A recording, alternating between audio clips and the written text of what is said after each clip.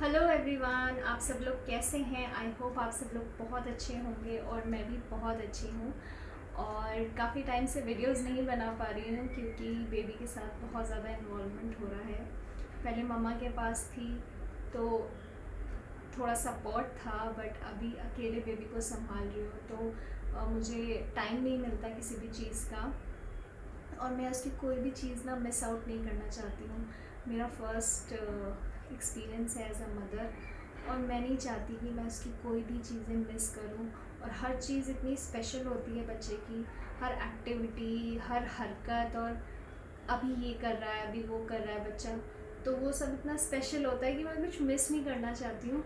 और कर भी नहीं सकती, एक्चुअली स्कोप भी नहीं है क्योंकि मैं अकेले ही सारा कुछ देख रही हूँ। तो पहले बेबी की सेफ्टी और उसकी केयर ज़्यादा ज़रूरी है, तो मैं उस तरह से वीडियोस बना नहीं पा रही हूँ। बट मैं चाहती ज़रूर हूँ कि मेरी यूट्यूब जर्नी आप लोगों के साथ बहुत आगे तक जाए, और मैं धीरे धीरे चीज़ें स्ट्रीमलाइन करूँगी और चीज़ें ट्रैक पे आएंगी, वीडियो ज़्यादा पोस्ट करूँगी।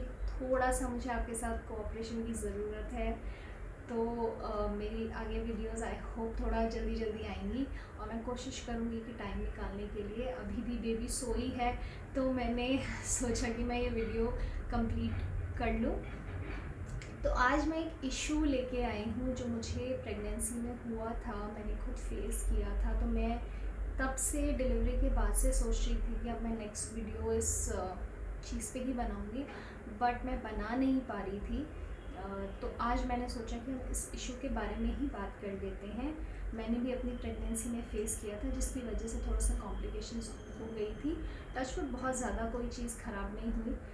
लास्ट 2 मंथ में स्ट्रेस मेरा बहुत ज़्यादा बढ़ गया था। प्रेगनेंसी का स्ट्रेस, मिक्स्ड इमोशंस होते हैं, कभी आप बहुत खुश फील करते हो, कभी आप बहुत सैड फील करते हो। और जब मुझे इस प्रॉब्लम के बारे में पता चला तो मैं बहुत ज़्यादा स्ट्रेस में आ गई थी, क्योंकि मदर और बेबी दोनों के लिए ठीक नहीं थी ये प्रॉब्लम। तो पहले मैं बता देती हूँ कि मैं किस चीज़ के बारे में आज बात करूँगी। तो एक प्रॉब्लम है ऑब्स्टेट्रिक कोलेस्टेसिस, जिसे हम कहते हैं, और हम इसे आईसीपी भी कहते हैं, इंट्राहेपेटिक कोलेस्टेसिस ऑफ प्रेगनेंसी। सबसे पहले समझते हैं ये होता क्या है।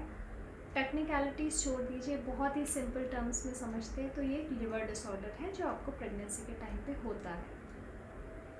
आपकी बॉडी डाइजेशन के लिए बाइल जूस प्रोड्यूस करती है। वो जूस आपकी बॉडी को डाइजेशन में हेल्प करता है। जब वो आपके ब्लड स्ट्रीम में चला जाता है और एक सर्टेन पॉइंट पे पहुंच जाता है, मतलब आपके खून में उसकी मात्रा इतनी बढ़ जाती है, तो आपको इस प्रॉब्लम के सिम्टम अपनी बॉडी में प्रेगनेंसी के दौरान दिखने लगते हैं।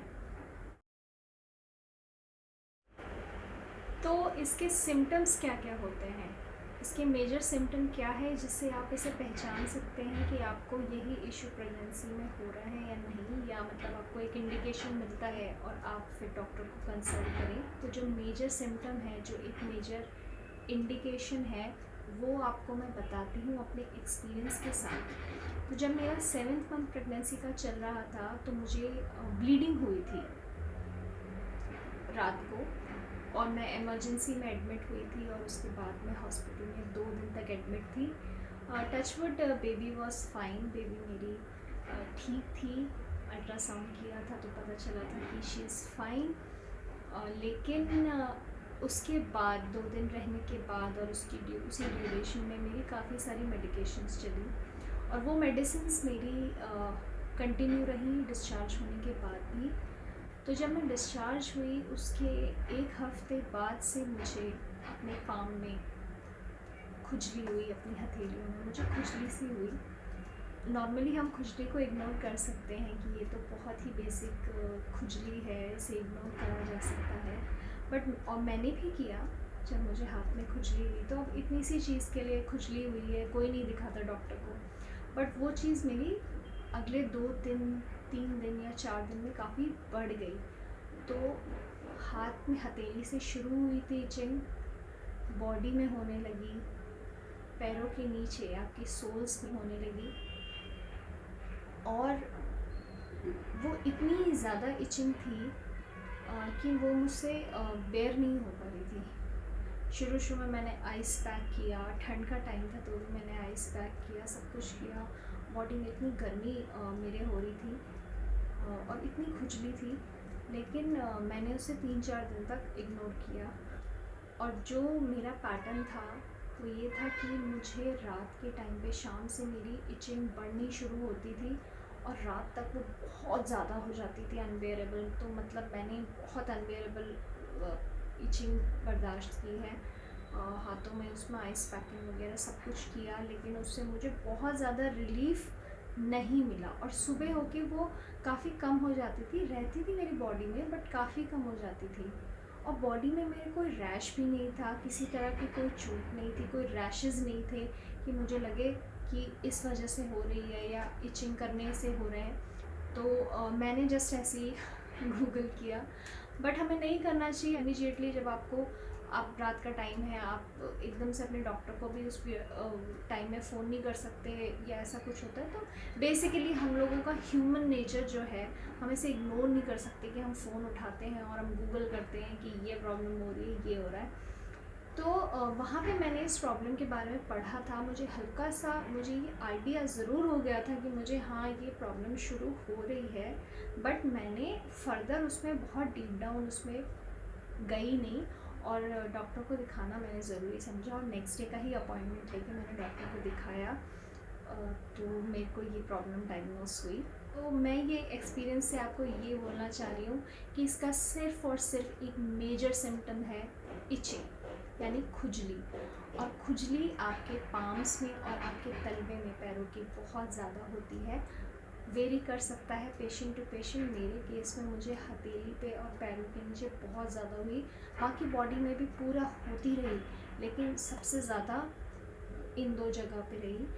और जैसे जैसे रात होती है ये इचिंग बढ़ जाती है। ये एक इस प्रॉब्लम का मेजर सिम्टम है, जो रात को ये प्रॉब्लम ज़्यादा होती है। हर किसी के सिम्टम्स थोड़ा बहुत वेरी कर सकते हैं। इचिंग एक ऐसी चीज़ है जिसे हम बहुत आसानी से इग्नोर कर सकते हैं और 10-15 दिन आगे निकाल सकते हैं, बट जितनी जल्दी आपकी प्रॉब्लम डायग्नोस होगी, पता चलेगी, उतनी जल्दी आपकी दवाइयाँ शुरू हो जाएंगी और उतना ही आपको रिस्क कम रहेगा। तो प्लीज़ आप उसे डॉक्टर को इमीडिएटली दिखाइए। मैंने अपनी डॉक्टर से अपॉइंटमेंट लिया, उन्हें अपनी प्रॉब्लम बताई, उन्होंने समझी और मुझे सीरीज़ ऑफ ब्लड टेस्ट बताए, जिससे आपके लिवर कैसे फंक्शन कर रहा है वो पता चलता है, आपके लिवर में कितना बाइल एसिड्स हैं वो पता चलता है। तो उसके हिसाब से डॉक्टर आपकी मेडिसिन डिसाइड करते हैं और आपका ट्रीटमेंट स्टार्ट होता है। हर पेशेंट के सिम्टम्स, हर पेशेंट के लेवल्स अलग हो सकते हैं, बट आपसे डॉक्टर को दिखाइए तो वो आपकी सिचुएशन के अकॉर्डिंग आपको मेडिसिन देंगे। रिस्क में कौन कौन होते हैं, मैंने ऐसा पढ़ा था कि किसी के फैमिली मेम्बर्स जिन्हें ये प्रॉब्लम हो चुकी है वो ज़्यादा रिस्क पे होते हैं, जिनकी मल्टीपल प्रेगनेंसीज़ हैं वो ज़्यादा रिस्क पे होते हैं, जो IVF केसेस होते हैं वो ज़्यादा रिस्क में होते हैं, क्योंकि हिस्ट्री है लिवर डैमेज की या लिवर के डिसऑर्डर्स की, वो लोग रिस्क पे रहते हैं। बट इनमें से कोई प्रॉब्लम नहीं थी, ना मेरा लिवर की हिस्ट्री है, ना मेरी फैमिली में कोई हिस्ट्री है, जेनेटिक कोई हिस्ट्री है ऐसी, ना मेरा IVF था, ना मेरा मल्टीपल प्रेगनेंसी थी। तो फिर भी मुझे प्रॉब्लम हुई। तो किसी को भी हो सकती है, तो आप लोग बस अपनी चीज़ों का ध्यान रखिए। इसकी पॉसिबल इम्प्लिकेशंस हो सकते हैं या मतलब कुछ संभावनाएं हैं जो हो सकती हैं।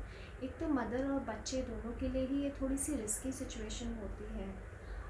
बेबी आपका, जो बेबी का स्टूल पास कर देता है, जिसे मेकोनियम कहते हैं, वो पास कर देता है, तो उससे कॉम्प्लिकेशंस आ सकती हैं। प्रीमेच्योर बर्थ हो सकता है बहुत रेयर केसेस में, बट स्टिल बर्थ भी इसका एक रीज़न है। तो ये सब पॉसिबल संभावनाएं हैं कि जिनको ये प्रॉब्लम है उनके साथ भी हो सकता है। मैं खुद भी बहुत ज़्यादा डर गई थी और मैंने इतने स्ट्रेस में वो 2 महीने से ज़्यादा ये प्रॉब्लम मेरे साथ रही और मैं शायद वो 2 महीने सोई भी नहीं हूँ रातों को। मुझे इतना प्रॉब्लम होता था, मेडिकेशन से फ़र्क पड़ा था, बट कम्प्लीटली वो जाता नहीं है। माइल्ड रिलीफ होता है आपको। उससे ज़्यादा मुझे ये स्ट्रेस था कि बच्चा ठीक रहे, बेबी ठीक रहे, उसकी डिलीवरी प्रॉपर हो जाए। और ये प्रॉब्लम ख़त्म तब होती है जब आपके बेबी का बर्थ होता है। तो मेडिसिन से ये प्रॉब्लम ख़त्म नहीं हो सकती। बेबी के बर्थ के बाद ही ये धीरे धीरे रुक के आपकी बॉडी वापस से नॉर्मल में आने लग जाती है। तो वो 2 महीने बहुत स्ट्रेसफुल थे। तो आई विश कि किसी को ये प्रॉब्लम ना हो, बट ये फिर भी एक हेड्स अप है कि अगर किसी को ये प्रॉब्लम है तो प्लीज़ आप उसे जल्दी आइडेंटिफाई करके एटलीस्ट मेडिसिन शुरू कर दीजिए। लास्ट में मैं आपको एक सबसे ज़्यादा इम्पॉर्टेंट बात बताना चाहूँगी। अगर आपको ये प्रॉब्लम डायग्नोस हुई है, अगर डॉक्टर ने आपसे कहा है कि आपको ये प्रॉब्लम हो गई है, तो आप प्लीज़ अपने, वो तो डॉक्टर भी बताएंगे कि आप अपनी बेबी का मूवमेंट को ट्रैक करिएगा।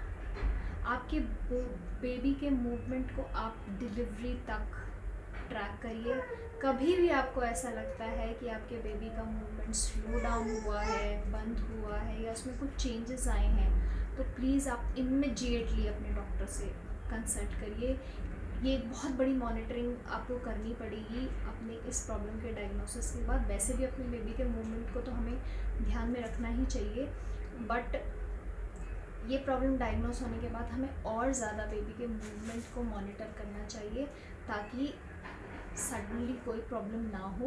तो ये प्रॉब्लम मुझे भी हुई थी, डरने की बात नहीं है। मेरे भी बेबी बहुत सेफली बाहर आ गया मेडिसिन, सुपरविजन, मॉनिटरिंग से। आपका भी बच्चा ठीक रहेगा, पर आप इस प्रॉब्लम को कभी इग्नोर मत करिए। आप प्रेगनेंसी में कोई भी ऐसा साइन जो आपको अलग लगता है, वो किसी भी चीज़ को आप इग्नोर मत करिए, अपने डॉक्टर को ज़रूर दिखाइए। तो बस आज के लिए इस वीडियो में इतना ही। मैं आपसे बहुत जल्दी, और वाकई में बहुत जल्दी, एक नेक्स्ट वीडियो के साथ मिलूँगी। तब तक आप अपना ख्याल रखिए, सेफ रहिए, खुश रहिए और खुशियाँ बांटिए।